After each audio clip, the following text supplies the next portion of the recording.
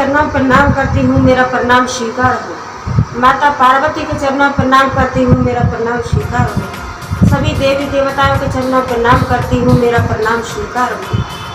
सभी गुरु बहन गुरु भाइयों के चरणों में प्रणाम करती हूँ, मेरा प्रणाम स्वीकार हो। धरती माता के चरणों में प्रणाम करती हूँ, मेरा प्रणाम स्वीकार हो। सभी जीव जंतुओं के चरणों में प्रणाम करती हूँ, मेरा प्रणाम स्वीकार हो। सभी माता पिताओं के चरणों में प्रणाम करती हूँ, मेरा प्रणाम स्वीकार हो। साहेब भैया नीलम दीदी के माध्यम से हमें 3 सूत्र मिला है। पहले में चर्चा करना है, पहले में दया मांगना है, दूसरे में चर्चा करना है, तीसरे में 1 से 8 बार से प्रणाम करना है।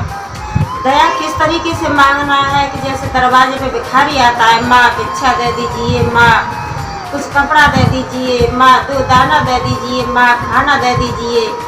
दया से भाव से दया मांगना है, देवों के देव महादेव से आंचल फैला के दया मांगना है। और तीसरे में 1 से 8 बार से प्रणाम करना है। रुद्राक्ष की माला द्वारा कर सकते हो, सांस द्वारा कर सकते हो, उंगली द्वारा कर सकते हो, जैसे आपका दिल चाहे जैसे कर सकते हो। और मैं अनजान व्यक्तियों को बताना है, बहन हम शिव के गुरु बन गए हैं, आप भी शिव के गुरु बन के देखिए, बहुत अच्छा है, बहुत लाभ होता है। और देवों के देव महादेव को श्रेष्ठ देवता बताया गया है, श्रेष्ठ देवता महान देवता है, श्रेष्ठ महान देवता है। और मैं तो आप सबसे यही कहती हूँ कि मैं शिव की शिष्य बन गई हूँ, आप भी शिव के शिष्य बन के देखिए, बहुत लाभ होता है, बहुत फायदा होता है।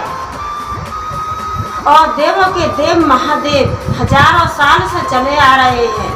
और आइए मैं आप सबको एक कहानी चर्चा सुनाने जा रही हूँ। कमलेश चैनल पर आपका स्वागत है।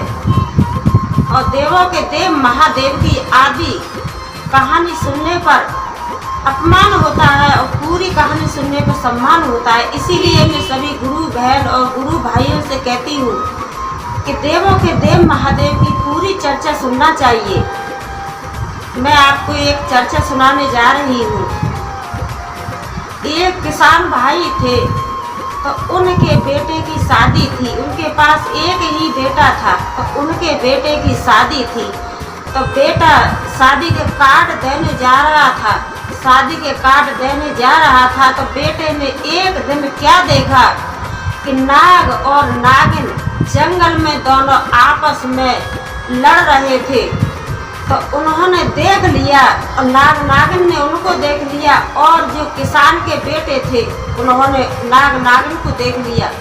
दोनों में आपस में देख लिए। तो यही बात वो वापस आए, तो यही बात उन्होंने अपने घर पर आकर के बताई कि आज मैं एक ऐसा देखा हूँ कि कार्ड देने जा रहा था, तो देखा हूँ मैं कि नाग और नागिन दोनों आपस में जंगल में लड़ाई कर रहे थे, लड़ रहे थे, सुसी खेल रहे थे। तो यह बात सुनकर के और सबको संकोच होने लगा कि कहते हैं कि नाग और नागिन की लड़ाई जो देखता है तो उसका नाग और नागिन पीछा कर लेती हैं। तो सबको बहुत संकोच हुआ और सब यही सोचते रहे कि भगवान आगे चल के क्या होगा, आगे चल के क्या होगा। इसी तरीके से धीरे धीरे शादी का दिन आ गया। तो शादी करने के बारात लेके चले गए। तो उधर से बहू भी घर में आ गई। तो सब कोई यही बातें कर रहे थे कि इस लड़के ने नाग और नागिन को लड़ते हुए देखा है, कहीं ऐसा न हो कि नाग और नागिन कभी भी इस पे हमला कर सकते हैं। तो यही बात जो बहू आई थी उसने सुन ली। तो वो कहने लगी कि आप इस चीज की टेंशन ना लो। तो जिसके साथ शादी हुई थी वो लड़की शंकर भगवान की परम प्रिय भक्त थी। तो उसने कहा कि आप इस चीज का टेंशन ना लो, ये मैं सब कुछ देख लूंगी। तो ऐसे करते करते रात हुआ। तो लड़की कहने लगी कि मेरे को एक कटोरा में दूध चीनी डाल करके दे दीजिए और मैं अपने आप देख लूँगी। मैं अपने पति के प्राण अपने आप से बचा लूँगी। क्यों कि मैं शंकर भगवान की परम प्रिय भक्त हूँ और मैं शिव चर्चा करती हूँ और शिव चर्चा में जाती हूँ, 3 सूत्र का पालन करती हूँ। आप इस चीज़ की टेंशन छोड़ दीजिए। तो यह सुन करके उसके सास ससुर और इधर उधर के आदमी थोड़ा उनको तसल्ली हो गया। तो एक शाम को 1 कटोरा भर के उस बहू को दे दिए चीनी डाल के। तो वो बहू क्या की थी कि जहाँ उनका मेन गेट था, मेन गेट पे उसने बहू ने दूध का कटोरा रख लिया और अपने देवों के देव महादेव से दया मांगने लगी और कहने लगी कि हे देवों के देव महादेव, आप तो महान सर्वश्रेष्ठ हो, आज मेरी रक्षा कर दीजिए। देवों के देव महादेव मेरे पर दया कर दीजिए। और वो अपने पति के लिए 3 सूत्र का पालन करती रही और कहती रही कि देवों के देव महादेव, आप महान सर्वश्रेष्ठ हो, आप मेरी इच्छा पूरी कर दीजिए, आज मेरे पर दया कीजिए। क्यों आज आपने दया न की तो मैं आपकी न शिव चर्चा में जाऊंगी और न कभी शिव चर्चा के बारे में किसी को बताऊंगी और न कभी 3 सूत्र का पालन करूंगी। तो लड़की यही सब अपने गुरुजी से दया मांगती रही। और जब रात के 12 बजे तो नाग लहराता, नाग और नागिन दोनों लहराते आए। तो लड़की थी, बहू थी, वो तो अपने देवों के देव महादेव से दया मांग रही थी। सब कोई सो गए लेकिन वो लड़की बैठी थी और अपने देवों के देव महादेव से दया मांगती रही और कहती रही है, देवों के देव महादेव, आप तो महान श्रेष्ठ देवता हो, आज मेरे दया कर दीजिए। गुरुजी मेरे पति पे दया कर दीजिए। इसी तरीके से नाग और नागिन दोनों लहराते हुए आधी रात पे आए, लहराते लहराते।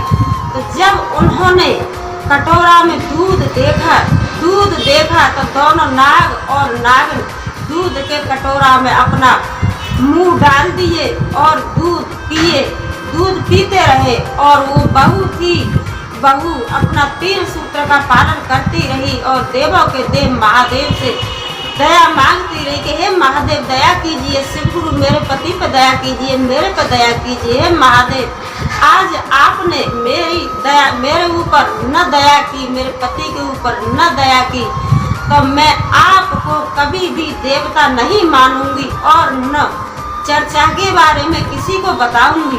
तो नाग और नागिन दूध पी करके सीधे चले गए। तो बहू ने अपने पति के प्राण बचा लिए।